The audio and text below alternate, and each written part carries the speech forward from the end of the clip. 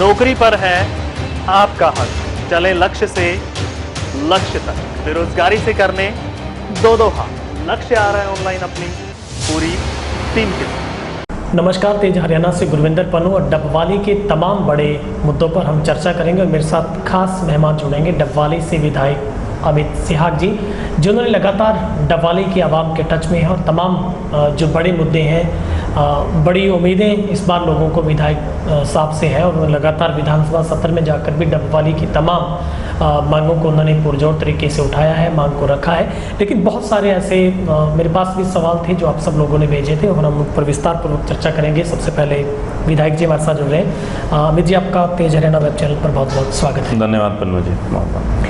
Sir, लगातार आप जनता के टच में हैं और अभी हम सबसे बड़े मुद्दे पर चर्चा करेंगे। जो सबसे अच्छा मुद्दा आपने उठाया पहली बार राजनीतिक तौर पर, डबवाली को जिला बनाए जाने की मांग, और कम से कम पुलिस जिला तो बनना चाहिए, क्योंकि जिस तरीके से ट्राई सिटी और एक नशे की शुष्क बंदरगाह के तौर पर हम देखते हैं। मगर मायूसी वाला स्टेप इसलिए लग रहा है कि विधानसभा सत्र के अंदर जब आपको इसका जवाब मिला तो वो हमने भी देखा, अपनी मीडिया के मार्फत बताया। लेकिन असलियत में मैं जानना चाहता हूँ इस पूरे मुद्दे पर कि डबवाली को पुलिस जिला बनाए जाने का जो कदम कितना आपको सार्थक लग रहा है। देखिए, सबसे पहले मैं मायूसी की बात नहीं कहूँगा। मैं हमेशा एक पॉजिटिव आदमी हूँ। जो हमारी डॉक्टर केवी सिंह जी और हमारी राजनीतिक जर्नी भी रही है, वो हमेशा आशावादी जर्नी रही है। इस क्षेत्र में जहाँ लोग कहते थे कि कांग्रेस का झंडा बुलंद नहीं हो सकता, वो भी हमने कोशिश की। तो ये भी मैं मानता हूँ, आने वाले समय में अभी प्रयास शुरू किया है।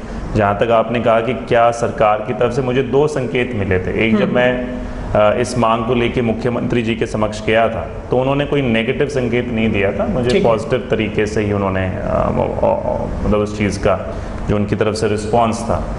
अब उसके बाद जो फिर थोड़ी सी जिस तरीके से हर मुद्दे के ऊपर कई बार राजनीति होती है, एक तरफ से बयान आया कि इसको करवा दिया गया है। हाँ, जब डिप्टी सीएम खुद डबवाली में किसी विशेष कार्यक्रम में आए तो उन्होंने कहा कि ये आपको बहुत जल्द पूरा होने जा रहा है। हाँ, मतलब उन्होंने ये नहीं कहा कि इसके ऊपर हम सोच विचार करेंगे, उन्होंने कहा करवा दिया गया है। मतलब ये एक तरीके से जो जितने भी मैंने शुरुआत से देख रहा हूँ कि जो मैं प्रयास करता हूँ कहीं ना कहीं बस केवल और केवल उस पर जल्द से जल्द अपनी मोहर लगाने की होड़ ज़्यादा लगती है। जैसे अभी सब्जी मंडी का था तो सुबह उन्हें पता चला कि मैंने लेटर निकलवा लिया है, तो उन्होंने सुबह कई ग्रुप्स में मैसेज किया हमने करवा लिया। हालांकि लेटर मेरे हाथ में था जो उनका साइन किया हुआ। तो मैं ये कहने की बात है, राजनीति से ऊपर उठ के उधर किया। तो मैंने ये जवाब, क्योंकि मैं सरकार की मंशा भी जानना चाहता था, तो विधानसभा में सत्र के दौरान इस पर मैंने सवाल उठाया हुआ था। और जो जिनका महकमा है वो अनिल विज साहब, तो स्वीकृति उनके माध्यम से होकर आई, तो खासकर जो पुलिस जिले की है, तो उनकी तरफ से ये जवाब आया कि अभी तक हमारे पास कोई इसका प्रपोजल नहीं है। तो मतलब उस बात में कोई मतलब वो पुष्टि हो गई कि जो वो कह रहे थे पहले कि करवा दिया गया, उस पर अभी तक कोई सकारात्मक शुरुआत नहीं हुई है। तो ये है कि मैं इस ज़िले की मांग को लेकर गया था, क्योंकि जब से विधायक बना तब से मैंने ये महसूस किया कि आज की तारीख में एक रिक्वायरमेंट, और जब मैंने मुख्यमंत्री जी से भी मुलाकात की तो उन्होंने एक बात स्पष्ट कही थी कि बहुत से ज़िले केवल और केवल लोग जब मांग करते हैं वो राजनीतिक कारणों के हैं, कि वोट बैंक की राजनीति है। मैं इसके लिए नहीं आया, मैं कि यहाँ पे जन भावनाएं भी हैं और आवश्यकता भी, और जिस तरह आपने बताया कि जो ड्रग्स का भी है, क्राइम भी कितना बढ़ता जा रहा है, ज़िले की डिस्टेंस को भी देखने, सारे मापदंड लेकर गया था। तो जब भी उन्होंने, नहीं तो वो नेगेटिवली मुझे कह सकते थे नहीं हो सकता,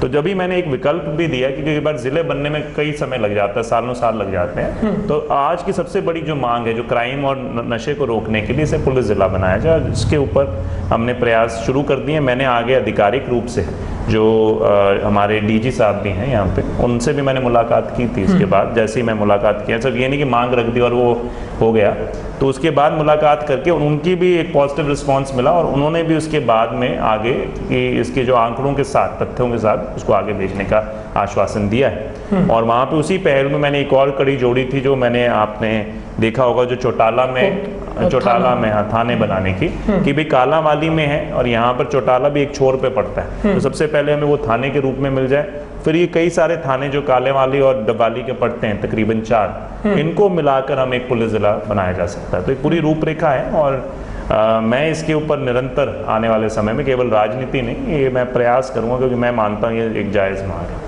ठीक है। अभी मतलब हम उम्मीद कर सकते हैं कि आप उसको फॉलो अप कर रहे हैं और बिल्कुल आप बिल्कुल पीछा नहीं छोड़ेंगे। नहीं नहीं, मैं ये सब उनकी तरफ से नाम मिल गया तो इसका मतलब ये नहीं कि अमित सिहाग चुप बैठ जाएगा। अमित सिहाग पूरे इस हल्के के लिए, जनता के लिए इस मांग को लेकर पूरी तरह प्रयास अभी विधायक साहब एक और सवाल है। अभी सरकार ने एक बहुत बड़ा झटका उप तहसील को दिया है कि जहां पर रक्षाबंधन पर उन्हीं बहन बेटियों के लिए सीएम साहब ने गिफ्ट दिया था कि उन्होंने एक तोहफा दिया रक्षाबंधन का, मगर अब उसी कॉलेज को एजुकेशन कॉलेज का दर्जा दे दिया गया। हालांकि हरियाणा में 12 ऐसे कॉलेज खुले, सभी को एजुकेशन कर दिया गया है।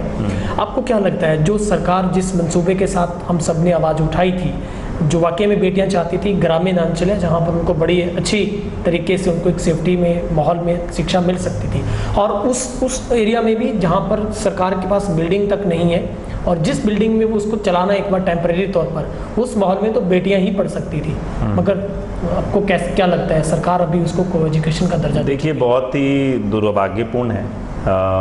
मैं मानता हूं कि एक घोषणा की, उसके बाद जो लोग राजनीतिक श्रेय लेने के लिए तो सारे आ गए। अब जब ये हुआ तो अभी तक किसी ने इस पे ऊपर आवाज़ नहीं उठाई। जो श्रेय ले रहे थे कि हमने करवा दिया, किसी ने पोस्टर भी लगा दिए, किसी ने बैनर लगा दिए, किसी ने अपने लीडर के गुणगान कर दिए। तो सबसे पहली बात तो मैं कहता हूँ इसमें श्रेय सही मायने में जाता है बड़ा दुर्भाग्यपूर्ण तरीके से वो जाना चाहिए उस दिवंगत आत्मा जो बड़ौदा का उपचुनाव जिनके डेथ के कारण हो रहा है, हुड्डा साहब के। क्योंकि अगर आज वो बड़ौदा का उपचुनाव नहीं होता तो सरकार की मंशा थी वहाँ कुछ काम जो अभी तक कुछ किए नहीं उन्होंने, अब दिखाना चाह रहे थे ताकि लोगों को प्रभावित कर सकें। तो वहाँ पे तकरीबन उन्होंने दो नए महिला कॉलेज अनाउंस किए थे। अगर वो अकेले महिला कॉलेज वहाँ अनाउंस करते तो वो एक राजनीति का शिकार लगता। तो आज की तारीख उन्होंने कहा कि कई जगह पे कर दिया जाए और ये इनकी 2017 की घोषणा है। तो लोगों पहले तो क्वेश्चन ये करना चाहिए 2017 के बाद इतने साल क्यों लग गया इस घोषणा को क्रियान्वित करने के लिए। दूसरा, इसमें मैं कह सकता हूँ कि चलो मुख्यमंत्री जी का हमने धन्यवाद भी किया, मैंने भी पॉजिटिव कि ये एक मांग थी, आपने इसको पूरा करने का काम किया, मगर उसके बाद ही कुछ तोहफा थोड़े दिन के लिए उन्होंने दिया। वे कहते हैं कि चलो अब काफी हुआ, वापस तोहफा हम आपसे वापस ले लेते हैं। एक तरीके से हुआ है उपहास करने का काम किया उन बेटियों के साथ, बहनों के साथ। पहला तो नंबर 1 इसको को एजुकेशनल कर दिया। को एजुकेशनल कॉलेज तो डब्बाली में भी है, ऑलरेडी है। तो मांग तो स्पेशली उस चीज की ली थी कि भी वहाँ पर एक महिला कॉलेज का निर्माण हो ताकि हमारी बेटी जो उनके परिजन भी हैं वो भी एक ऐसा एनवायरनमेंट चाहते थे। दूसरा था जितनी सीटें दी हैं केवल 60 सीटें हैं। आप बताइए 60 सीटों के अंदर 2 स्ट्रीम्स हैं, उसमें जो इंपॉर्टेंट स्ट्रीम्स हैं वो सब छोड़ दी। तो उसमें किस तरीके से, और वो भी को एजुकेशनल, वहाँ पे विधायक साहब मेरिट के आधार पर सिलेक्शन होगी और आप चाहे आप देखिए मेरिट में जो लड़की आएगी वो बेसिकली उन कोर्स को नहीं करना चाहती वो। हाँ नहीं, वही कह रहे हैं, एक हिस्ट्री का कोर्स है मेरे हिसाब से और एक दूसरा कोर्स है। तो जो मेन अगर मेडिकल नॉन मेडिकल स्ट्रीम के कोर्सेज है उनमें कुछ डाला नहीं। तीसरा, वो किराए की बिल्डिंग में इसको चला रहे हैं, कह रहे हैं कि हम इस बार दे रहे हैं। और अगर तक जब उप तहसील बनी थी तब से अभी तक उसकी बिल्डिंग तैयार नहीं की उन्होंने, जो उतने समय पहले डॉक्टर साहब ने मंजूर करा के कराई थी। तो आपको उम्मीद है जो उप तहसील की बिल्डिंग तैयार नहीं कर सकते वहाँ कॉलेज की बिल्डिंग बनाएंगे। तो एक तरीके से भद्दा मजाक बनकर रह गया है और मैं इस पे भी दुर्भाग्यपूर्ण है। श्रेय करने के लेने के लिए तो बड़े बड़े नेता सब राजनीति कर गए और जब ये किया गया तो इस पे किसी ने एक उंगली भी ना टिप्पणी की, ना कहा कि भाई हम इसको वापस कराएंगे, कहेंगे जो हो गया। मतलब इस तरीके से आज की तारीख में यहाँ पे जो स्थिति है, केवल श्रेय लेने के लिए लोग आते हैं, उसके बाद सारा भूल भाल जाते हैं कि भाई हमने कुछ। चलिए हम इंतजार करते हैं, शायद किसी को इस बात की भनक लगे कि वहाँ पर कैसा जोक हुआ है। सर आपने देखा होगा डबवाली की बहुत बड़ी सालों से इस परंपरा को ढो रहे हैं कि यहाँ पर अक्सर पार्षद और जनता का एक आरोप रहता है कि नगर परिषद में कोई भी अधिकारी वहाँ पर मिलता नहीं है। अक्सर जब भी जाते हैं तो नदारद रहते हैं, लेकिन उसका सबसे बड़ा उदाहरण तो तब मिला शहर को जब आपने खुद औचक निरीक्षण किया और वहाँ पर आपको कोई भी अधिकारी सीट पे मिला नहीं है। यहाँ तक कि कोई वाजिब जवाब भी नहीं मिला कि वो कहाँ पर रहते हैं। आपको लगता है वाकई ही वहाँ पर कोई जवाबदेही सुनिश्चित होनी चाहिए? कम से कम नगर परिषद में जो आवाम वहाँ पर जाते हैं, लोग वहाँ पर जाते हैं, और अगर पार्षद इस बात का विरोध करते हैं तो उनके ऊपर FIR करवा दी जाती है। नहीं, ठीक बात है, बिल्कुल जी। मैं मानता हूँ आज मान लो विधायक के रूप में हूँ, अगर आज मैं अपनी जिम्मेवारी का निर्वहन करता हुआ ना दिखें तो लोग यहाँ पे हाहाकार मचाएंगे, कहेंगे भी विधायक काम पे। उसी तरीके से वो जो कर्मचारी है, मैं तो पूरे दिन हल्के में भी घूमता हूँ, 100 किलोमीटर 200 किलोमीटर जाता हूँ। मैं ये बड़ा दुर्भाग्यपूर्ण है कि और बड़ा विचित्र है कि एक व्यक्ति को अपनी सीट पे बैठने पे भी, मतलब वो अपने दफ्तर में आके जो उसको जिसके लिए उसने नौकरी ली थी, जिसके लिए वो तनख्वाह लेता है, खुद के अंदर भी स्व इच्छा होनी चाहिए, हर चीज़ डंडे के हिसाब से भी ना चले, स्व इच्छा होनी चाहिए कि मुझे 8 घंटे की मेरी नौकरी है, कम से कम जनता को कुछ देने का काम करूं। ये इसी मंशा से मैं चाहता हूं, जब तक उनकी भागीदारी दिल से नहीं होनी शुरू होगी, मैं सीट पे भी बिठा दूंगा तो कोई जब तक उसके मायने नहीं, जब तक दिल से भागीदारी नहीं होगी। अगर आज आप मीडिया काम करते हैं, जब दिल से आप मुद्दे उठाते हैं, तब उस मुद्दों के ऊपर कुछ ना कुछ, अगर वैसी फॉर्मेलिटी, भाई मैं अगर फॉर्मेलिटी करूंगा तो कोई फायदा नहीं। तो मैं यही है। दूसरा, मैंने एसडीएम साहब से इसके ऊपर बात की थी, एसडीएम साहब ने इस पर बड़ा सकारात्मक ढंग से अपना उन्होंने रुख भी दिखाया और कहते उन्होंने भी शायद इसके बाद या पहले विजिट कर चुके हैं और वो कह रहे हैं मैं पूरी तरीके से इनकी इंश्योर करूंगा। बट मैं ये एक तरीके से वो भी वार्निंग मान ले, अगर इस तरीके का चलता रहा तो हमारी तरफ से भी हम कार्रवाई करने के लिए पहल कराऊंगा, चाहे मेरे को उसके मंत्री साहब से लिखना पड़े, अनिल विज साहब से, तो मैं उनके पास भी जाके इस चीज़ की कि भाई हमारे आपके जो महकमे के लोग हैं आज की तारीख में, वो तो दूर कीजिए कि लोगों को सुविधा देने की, वो अपनी कुर्सी पे बैठने में हिचकिचाते हैं, तो इस चीज़ का ज़रूर जहाँ जरूरत पड़ी तो उनके पास भी जाना। अभी आपने 2 ही दिन पहले खोखरगाम का पूरा वाक़या, जहाँ पर आपने प्रेस एक नोट जारी करके उस बात का खंडन भी किया है कि वहाँ पर जेजेपी की तरफ से आपके ही पार्टी के एक एक्स सरपंच को जबरन पार्टी ज्वाइन करवा दी गई, क्या है पूरा माजरा? देखिए, माजरा वही है, आज की तारीख में राजनीति का जो स्तर है वो न्यूनतम से भी नीचे गिरता जा रहा है। जो व्यक्ति को आप जबरदस्ती झंडा देकर ये कह दो कि हमारी पार्टी में शामिल हो गया, मीडिया के माध्यम से उसकी प्रचार कर दो कि भाई इससे हमारा कुनबा बढ़ता जा रहा है राजनीतिक, तो वो शायद अपने आप को भ्रम में पाले बैठे हैं। आज आपने देखा होगा जब किसान स्व इच्छा से बाहर बैठे हैं, वो वास्तविकता है। अगर आज उनकी आवाज सुनने की बजाय, उनके मुद्दों पे जमीन पे उतरने के बजाय उनके बीच में आने की जगह वो राजनीतिक इस तरह के कार्यक्रम करके जबरदस्ती दिखाने की कोशिश कर रहे हैं कि, तो आपको मैंने एक ही बात कही थी, मेरी उनके लिए भी एक मशवरा है कि आपको लोगों के दिल जीतने का काम करना है। आपने एक पार्टी बनाई थी, कहा कि ये देवीलाल जी की विचारधारा से प्रेरित है, मगर पहले 1 साल के अंदर पहले तो आपने गठबंधन ऐसी सरकार ऐसी पार्टी के साथ किया जो किसान हितैषी दिखाई नहीं देती। फिर आपने जिन मुद्दों पे थे वो सब दरकिनार कर दिए, आपने ठंडे बस्ते में लॉकर में डाल के बंद कर दिए, और आज देवीलाल जी की किसी भी नीति पे कोई बातचीत चर्चा नहीं है। किसानों की वो गुहार लगाते रहे, सारा दिन रो पीट रहे हैं कि हम तबाह हो गए, मगर उसके बाद भी आपके मतलब कान में जू तक नहीं रेंग रही उसके। तो ये आज की परिस्थिति है। तो जो ज़रूरत है कांग्रेस पार्टी का, तो क्या मैं जैसे एक ही बात कहना चाहूँगा, आज की तारीख में जो किसान है, कोई भी किसान है, साधारण किसान भी जो है किसी पार्टी से जो भी संबंधित है, वो भी 100 बार सोचेगा कि भाजपा या जेजेपी जैसी पार्टी के साथ शामिल होने के लिए। तो इस तरह की राजनीति से बच के मैं चाहता हूँ कि वो सही मुद्दों पे किसानों के हित के लिए लड़ाई लड़ते हुए दिखाई ना, तो बेहतर है। अभी डबवाली में सब्जी मंडी का बहुत बड़ा मुद्दा है, जिसमें शिफ्ट होने का भी मामला अटका हुआ है, मगर आपने भी उस आवाज़ को बुलंद किया और उसके बाद पॉजिटिव संकेत ये मिला कि अब तमाम सब्जी विक्रेताओं को जो दुकानें आवंटन होने का रास्ता है वो साफ हो गया है। मगर आपके जाने के कुछ ही घंटों बाद जेजेपी की तरफ से भी रास्ता साफ कर दिया गया है कि ये जेजेपी की तरफ से आपको दुकानें आवंटित की गई हैं। क्या प्रोसेस है सर आपके जहन में, कहाँ तक पूरा मामला पहुंचा है कि डबवाली की सब्जी मंडी शिफ्ट हो पाई एक अच्छे माहौल के अंदर, अच्छी सुरक्षा के अंदर? देखिए, मैं पहले तो एक बात, शायद आपने एक बार वीडियो चलाई थी, उसी के माध्यम से इस पे आता हूँ। किसी ने कहा था कॉपी पेस्ट या कुछ ऐसी बात की थी मैंने पुलिस जिले के बारे में, तो मैंने एक उसके बारे में से उसी संदर्भ में कहना चाहूंगा कि भाई आज की तारीख में अमित सिहाग कोई भी मुद्दा उठाता है, जनहित के अंदर मुद्दा उठाता है, तो मैंने एक चीज नोट की है, हर एक हफ्ते बाद 10 दिन बाद वही ज्ञापन लेके दूसरी पार्टी पहुंच जाती है अपने नेताओं के पास। मैं श्रृंखला वाइज देखूं तो शुरुआत में मैंने जैसे रोड्स के लिए दुष्यंत जी ने बोला था कि भाई मेरे चाचा लगते हैं कभी भी आए तो मैं उनको, तो मैं गया, एक हफ्ते बाद दूसरे यहाँ के भी, हमें उनको भी याद आ गया हमें भी रोड्स की डिमांड करनी चाहिए। जहाँ पे पुलिस जिले की बात करने अमित सिहाग जाते हैं तो उसके बाद वो कहते हैं ये तो हमने शुरुआत से हम इस बात को उठाते आए हैं। तो क्योंकि जब मैं मुख्यमंत्री के समक्ष बैठा था, उन्होंने एक बार भी इस चीज़ का जिक्र नहीं किया कि मेरे पास, ये तो पहली बार उनके पास डिमांड आई थी, कहती मेरे पास, क्योंकि मैंने जब EWS की भी मांग उठाई थी, उन्होंने कहा ये डिमांड मेरे पास बारी बारी आती है। साथ में जब पुलिस जिले की उठाई तो किसी ने नहीं कहा कि, तो अभी तक आप सत्ता में रहकर भी आपने कोई डिमांड नहीं उठाई, मगर जब अमित सिहाग ने उठा दी तो उस चीज़ का कि भी हमने भी उस चीज़ का करते हैं। इसी तरीके से बहुत सारे, मैं मानता हूँ, मैं चौटाला गांव में जाता हूँ, पहली बार चौटाला गांव में लोगों ने मुझे कहा कि एक बार हमने कोई तो ऐसा विधायक मिला जिसने कभी काम की बात की है, और एक हफ्ते बाद ही जेजेपी के संस्थापक और सब जाते हैं कि हम आपके सारे काम फिनिश करा देंगे। और इस तरीके से मैं मानता हूँ अनेकों हैं। कोविड काल में मैंने यहाँ पे आवंटन शुरू किया तो दूसरी पार्टी वाले भी प्रेरणा लेके उसने आवंटन शुरू कर दिया। अभी आपके परिवार से ही हैं, आपके भतीजे ने फिर से महाग्राम का दर्जा चौटाला वो मैं उसका स्वागत भी करता हूँ। तो मैं कह रहा हूँ इस तरह की बहुत सारी चीजें हैं। आज की तारीख में जो सब्जी मंडी की भी बात थी, जिस दिन मैं मुख्यमंत्री से मिलकर आया तो उसके बाद हफ्ते 10 दिन बाद ये भी लेकर चले गए एक एजेंट को कि भी हमने दिया है।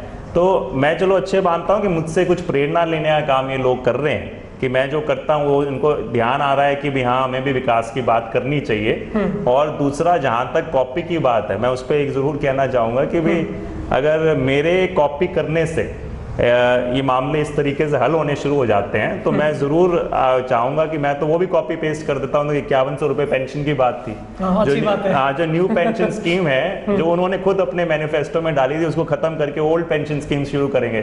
कल ही मैं अपने कॉपी करके उसका भी ज्ञापन दे देता हूँ, तो उसको भी पूरा कराने का काम कर दिया अगर मैं कॉपी। तो बात ये है। और इसी में जहाँ तक सब्जी मंडी की थी, सभी जानते हैं, सभी समझदार हैं, 2017-18 से ये पड़ा हुआ है। इसके बाद किसी ने, अभी सरकार बने हुए इतना समय किसी ने कोई चर्चा नहीं की। मुझे था कि यहाँ पे इतनी भीड़ और इतनी समस्या हुई है, नागरिकों ने मुझे चुनाव के दौरान भी बताया, तो मैंने इसे प्राथमिकता पे मुख्यमंत्री के समक्ष इस मुद्दे को रखा था। मुख्यमंत्री के बाद 3-4 दिन बाद ही मैं उनका भी धन्यवाद करूंगा, उनके खुद के डिपार्टमेंट से, उनके महकमे से, सीएमओ दफ्तर से मेरे पास फोन भी आया कि जी हमें ये किस तरीके से इस मांग को आप चाहते हैं हम आगे पूरा करने के, जो मैंने सुझाव दिए थे उनको उन्होंने आगे लिख के उसको प्रोसेस करने डाला। फिर मैंने आगे कम से कम 4 बार दफ्तरों के खुद धक्के खाकर वहां पर मिलकर अधिकारियों से ये जो लेटर भी था ये बकायदा उनके हाथ से साइन करके उन्होंने मुझे सौंपा कि जी आपकी मांग ये आज आप लेकर जाइए, आज को पूरा कर दिया गया। तो मतलब कहने का मकसद ये है, मैं कोई राजनीतिक उससे नहीं है, मैं तो चाहता हूँ सभी लोग मिलजुल कर करें, पर कई लोग ये हैं जैसे पता चलता है उस चीज़ को करने का काम करते हैं। जहाँ तक मंडी की बात है, ये आवंटन मेन मुद्दा था। पहले इसमें था कि भाई इसको रिजर्व प्राइस पे दिया जाएगा, ऑक्शन किया जाएगा। तो जो मैंने सुझाव दिए उस समय कि हमारी सबसे बड़ी जरूरत है, अगर जब भी एजेंट उठ के यहाँ से जाएगा कि उसकी अलॉटमेंट की जाए, जिनको कम से कम जो मापदंड पूरा करते हैं उनको अलॉट कर दिया जाए तुरंत, बाकी जो दुकानें बचती हैं उनको आप ऑक्शन कर सकते हैं। तो उस हिसाब से उन्होंने इसकी अनुमति एक मौखिक रूप से दे दी कि भाई इसके अंदर जो भी यहाँ की जो कमेटी बैठती है जिसमें 4 या 5 मेंबर्स रहते हैं, एसडीएम साहब उसके मेरे ख्याल से चेयरमैन है, उनके माध्यम से एक सिलेक्शन कमेटी, उन्होंने पहले ही 1 साल पहले भी मेरे ख्याल से कुछ इनसे जो एजेंट्स हैं उनसे डेटा मंगवाया था, तो उस डेटा को प्रोसेस करके और जो इसमें और भी आगे कोई पेज होंगे, मैंने आश्वस्त किया है कि मेरे माध्यम से जितना मैं कर सकूंगा इसको पूरी तरीके से कि साल के अंदर अंदर कोशिश करके यहाँ पे आवंटन हो जाए। और बिल्कुल सर, एक बहुत महत्वपूर्ण सवाल है अभी डबवाली, इसके लिए आपने शायद मुझे लगता है 6 से 8 महीने पहले इस मुद्दे को उठा के डिप्टी साहब सीएम साहब से मुलाकात की थी कि ये सड़कें बहुत बुरी हालात में है।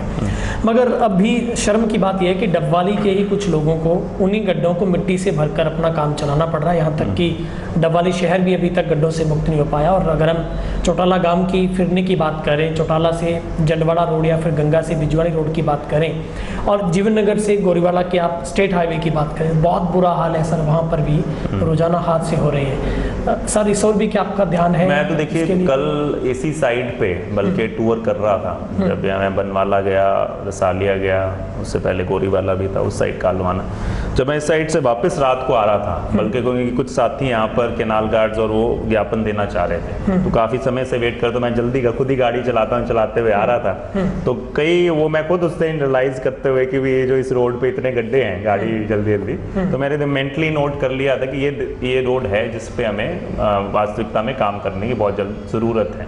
तो आशा करते हैं, मैं पहले डिमांड लेकर गया था क्योंकि उनकी तरफ से खुद ऑफर भी था कि आप आइए, और मैं राजनीति से नहीं है कि भाई आज जो एक पद पे हैं तो मेरी तरफ से कोशिश रहती है जनता को किसी तरीके से सहूलियत मिल सके, वो चाहे उनके माध्यम से मिले, क्योंकि चाहे काम मैं प्रयास कर रहा हूँ, साइन तो आने वाले सरकार के माध्यम से ही होकर आते हैं, तो उनका मैं हमेशा इस बात के लिए आभारी रहता हूँ। तो मैं गया था स्टार्टिंग में, उसके बाद एक थोड़ा सा नकारात्मक मुझे लेटर मिला, हालांकि उस समय मेरे को पुष्टि की गई थी कि ये सड़कें हो जाएंगी, बाद में कुछ आया, फिर बाद में प्रयास किए, तो उसमें मेरी उम्मीद है कि 2-3 सड़कें जो हैं तकरीबन, जिसका मैं कर रहा था प्रयास होके पूरा हो जाएगा। जैसे चौटाला की बाद में जो उन्होंने उसकी भी घोषणा की है कि चौटाला की जो फिरनी से लड़ती हुई सड़कें उसको भी करने का है।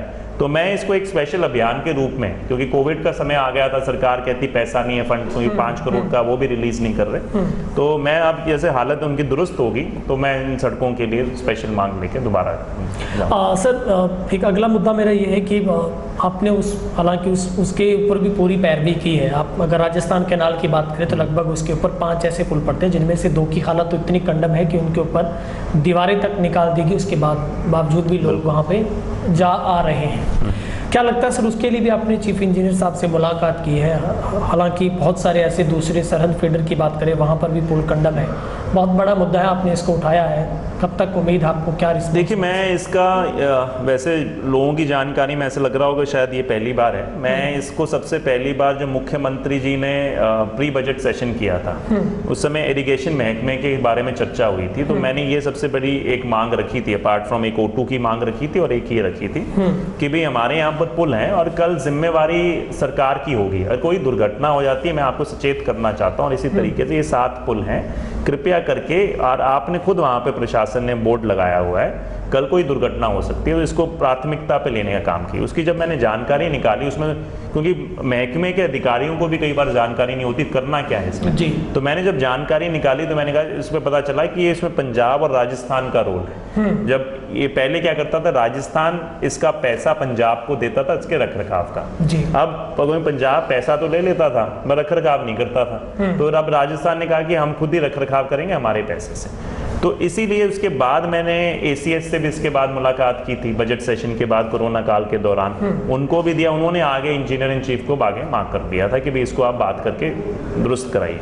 वहाँ पे हुआ, फिर कोरोना के अंदर कुछ मूवमेंट नहीं हुई, तो इसलिए फिर इस बार मैं खुद इंजीनियर इन चीफ से भी मिलकर आया था और उन्होंने फिर वहीं पे बैठे हुए चीफ इंजीनियर ने आगे जो अधिकारी राजस्थान में है उनसे बात की, तो उसमें एक बड़ी नई चीज़ भी निकल कर आई कि ये जो वाटरवे है इसको सरकार ने राजस्थान कैनाल को वाटरवे घोषित कर दिया है कि यहाँ पे कार्गो के लिए शिप्स चलने हैं। तो उन्होंने ये कहा कि भाई हम वैसे भी भविष्य में इन पुलों को तोड़ के नया निर्माण करेंगे, बट मैंने उनको अधिकारी के रूप से ये आग्रह किया है कि भाई वो तो शायद 10 साल लग सकते हैं, 5 लगेंगे, 4 लगेंगे, वो आपकी बड़ी परियोजना है, मगर ये हादसा कभी, तो कम से कम इनमें से 7 में से जो आपको प्राथमिकता पे 3 या 4 ऐसे पुल लगते हैं जो बिल्कुल ही कंडम है उनको तो आप अभी करा के दीजिए। तो उन्होंने मेरे को आश्वस्त किया और जरूरत पड़ी तो मैं इरिगेशन महकमे जो राजस्थान के मंत्री हैं उनसे भी इस पे पत्रवार्ता हो या फोन के माध्यम से बात करने का काम। अभी विधायक साहब, अगला सवाल मेरा ये है कि डबवाली में रोजगार को लेकर अक्सर युवा बेरोजगार और लंबे समय से मांग होती थी कि यहाँ पर कोई भी इंडस्ट्री नहीं है, कोई ऐसा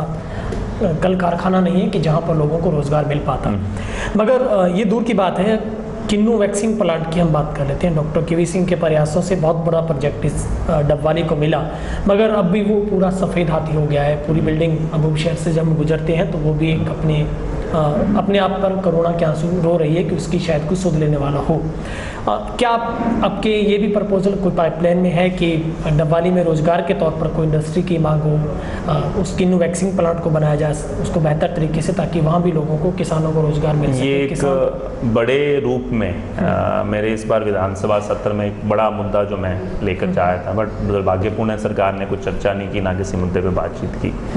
बट मैं आशा करता हूँ नंबर 1 तो जो क्लस्टर की बात करती है सरकार के, हर जिले में एक औद्योगिक क्लस्टर के से बात है, जीपों की बात है।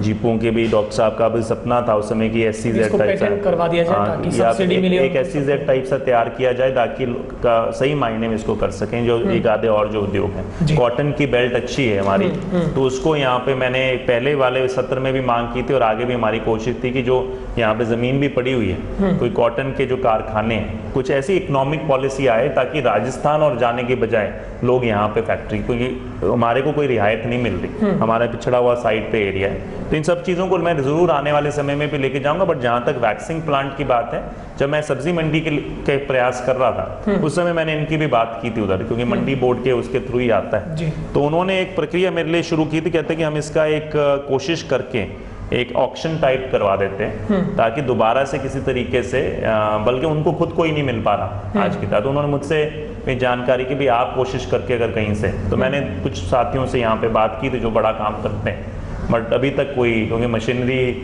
इस हालत में हो गई, तो प्रयास वही है। बड़ी दुर्भाग्यपूर्ण है कि जो अधिकारी है उनका बड़ा नेगेटिव सा रोल रहा है पहले भी शायद, तो जो परियोजना जैसे चल सकती थी वो चली नहीं, और आज की तारीख में बट इसके लिए कोशिश करेंगे किसी ना किसी तरीके से इसको दोबारा से जीवित करने का काम करें। अभी सर आखिरी मेरे 2 सवाल है। शहर में ट्रैफिक व्यवस्था को लेकर भी काफ़ी बार इसके लिए लोगों को प्रोटेस्ट करना पड़ा, खास करके दुकानदारों को सबसे बड़ी दिक्कत आती है। दूसरा है शहर में बंदरों को पकड़ने का अभी तक प्रोजेक्ट बीच में अधूरा है। तीसरा आपके प्रयासों से करीब 5 करोड़ का एक प्रोजेक्ट है LED लाइट का, बिल्कुल, उसमें क्या स्टेटस है, कहाँ तक बात बन पाई है? अच्छा, 3 है। बंदरों का जहाँ तक कुदरती मेरे चीज़ें थी जिसमें लाइट का था, बंदरों का था, और एक सफाई व्यवस्था का था, एक वो गार्बेज डंप जो हमारा 7 एकड़ में, हाँ। तो ये 4 चीज़ों का लेकर गया था। उन्होंने शुरुआत में किया, एक बार टेंडर भी किया था, लाइटों का बाद में रद्द हो गया, दोबारा से किया गया, और ये बंदरों का भी किया था, वो बाद में सफल नहीं हुआ। सफाई का हमारा कुछ हद तक रहा कि मशीनरी आ गई और लोग चलने लगे। अब जहाँ तक बंदरों का है, अभी मेरी एस्टिमेट जिस कमेटी का मैं मेंबर हूँ विधानसभा में, उस दिन वहाँ पे कुदरती हम फॉरेस्ट के अधिकारियों से ही चर्चा कर रहे थे, तो जो ACS उनके आए हुए थे, तो मैंने उनसे चर्चा की थी कि हमारे यहाँ पे बहुत बड़ी समस्या है, तो इसका किस तरीके से आप समाधान कर सकते हैं। तो हम ड्राफ्ट कर रहे थे रूल्स के अंदर, ड्राफ्टिंग और चेंजेस जो लाने, तो उसके अंदर ये था कि वो कहते कि हमारी तरफ से जो उन्होंने जानकारी दी कि सिर्फ केवल और केवल प्रशासन को, जो जैसे हमारा म्युनिसिपल कमेटी का जो मामला है, उनको अधिकारियों केवल परमिशन लेनी होती है, वो आप परमिशन हमसे ले लीजिए, उसके बाद ठेका जो 4-5 ठेकेदार हैं उनके माध्यम से आप इसको करा सकते हैं कि बंदरों का स्थानांतरण एक तरफ से दूसरी तरफ। बड़ी ये समस्या पूरे हरियाणा में होगी, क्योंकि एक बंदर यहाँ से पकड़ते हैं, वो कहीं और छोड़ाएंगे तो उनकी समस्या हो जाती है कल। बट अभी दिवाली से निजात दिलाने के लिए इसको मैं तुरंत प्रभावी ढंग से इसको जल्द से जल्द इसका टेंडर कराने के लिए मैं फिर प्रयास शुरू करूंगा। जहाँ तक लाइटों का है, मैं बल्कि सुबह ही आज पता चला था कि लाइटें आनी शुरू हो गई हैं, तो ये मैंने कुछ साथियों को भी कहा था कि जो ठेकेदार के साथ आप निरीक्षण प्रॉपर कर लें, क्योंकि बाद में ये समस्या आना है ठेकेदार कहीं लाइट लगा दे कि यहाँ पे मोहल्ले में जरूरी थी नहीं लग पाई।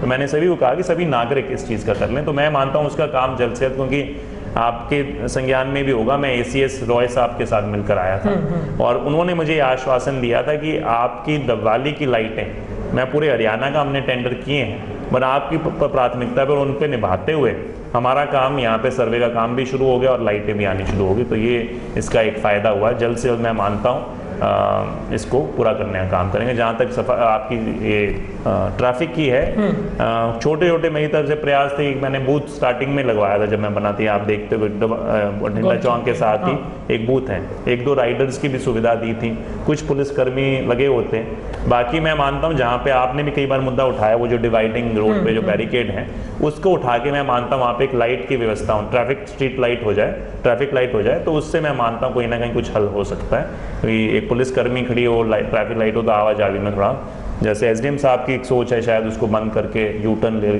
कर, तो सब पे एक बार चर्चा करेंगे, पूरा नक्शा तैयार करें, फिर उसके बाद देखते हैं। अभी सर आखिरी सवाल है मेरा, आपने उसके ऊपर भी बहुत अच्छा स्टारडम लिया है। शहर का कम्युनिटी हॉल सबसे केंद्र बिंदु पर है और आम आदमी के लिए बहुत किफ़ायती हो सकता है। वहाँ पर विवाह शादी का जो भी कार्यक्रम हो उसका भी आपने औचक निरीक्षण किया।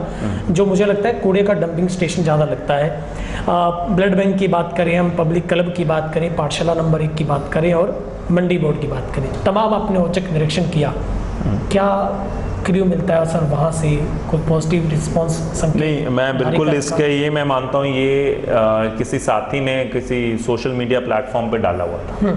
तो मैं कई दिनों से, मैंने जब हमारी सामाजिक संस्थाओं के साथ मीटिंग हुई उस दिन भी उन्होंने बात रखी, तो मैंने उसी दिन अगले दिन मन बना लिया कि इसका निरीक्षण करके आऊँगा। और देखा तो मेरे को बड़ा दिल को दुख हुआ कि, और मैं इसको मतलब सही मायने में कह रहा हूँ कि वहाँ पे एक ऐसी धरोहर की तरह है वो जमीन, कि पूरा एरिया बना हुआ है, कॉम्प्लेक्स है वो। उस कॉम्प्लेक्स को बहुत बढ़िया तरीके से तैयार किया जा सकता, बहुत अच्छी सुविधाएं शहर वालों को मिल सकती हैं। और वो देख के जिस हालत में कि लोगों ने जमीन काट दी, बना दिया, उसके बाद जंक यार्ड बना दिए सारे के सारे, मेरे को बड़ा दुख हुआ। और उसके बाद मैंने इस पर थोड़ा सोच विचार शुरू किया और मैं ये मानता हूँ ये एक आने वाले समय में एक ऐसी परियोजना इसको तैयार करने की मेरी मंशा है, ताकि एक बहुत ही खूबसूरत, बहुत बढ़िया तरीके से इसको हम कर सकें। तो जहाँ तक असर भी, एक चीज़ पर तो असर हुआ है अभी छोटे स्तर पर, कि जो ये क्लब था हमारा, जो ब्लड बैंक है, पुराने ब्लड बैंक की बिल्डिंग है, वहाँ से जो जंक है वो, और उनको जो लोग लगे हुए वहाँ पे रहते हैं, जो अधिकारी जो छोटे स्तर के जो रह रहे थे, उनको हटाने का काम एसडीएम साहब ने शुरू करा दिया। कुछ मैंने जहाँ पे जंक यार्ड की कुछ टाइलें टूलें पड़ी थी, पेवर्स पड़े थे बहुत सारे टूटे फूटे, तो लोगों ने सुझाव दिया, तो मैंने उनको भी कहा था कि भी नंदीशाला में इसको प्रयोग करके उनका फर्श बनाने का क्यों ना काम करते, तो उन्होंने उसकी भी स्वीकृति दे दी है। बट इसका मैं एक प्रयोजना ये नहीं चाहूँगा कि कई बार क्या है कि हम जगह खाली हुई, इसमें कुछ ना कुछ बना दें जल्दी से। इसको मैं सोच समझ के, मैं नागरिकों से भी अपील करूँगा कि वो अपने सुझाव दें, वो क्या क्या सुविधाएँ चाहते हैं, और ये मैं अगर मेरे साथ इसमें बिना राजनीति के करें, अगर हम सब मिलकर उसमें कुछ करने की कोशिश करेंगे, मैं मानता हूँ 3-4 साल में इसको बहुत ही बढ़िया मैं आपको चीज़ बनाकर इसको सौगात के रूप में दिवाली को देने का काम करेंगे। जी सर, आप हमारे साथ जुड़े, आपका बहुत बहुत शुक्रिया। धन्यवाद।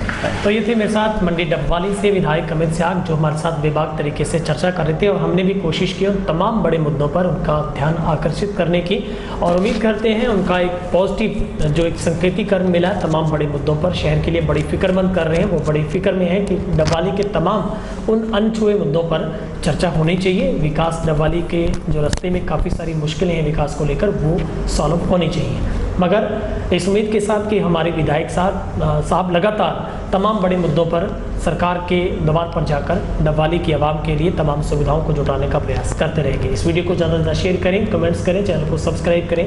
कैमरा पर्सन इमराज बेट के साथ गुरविंदर पन्नू।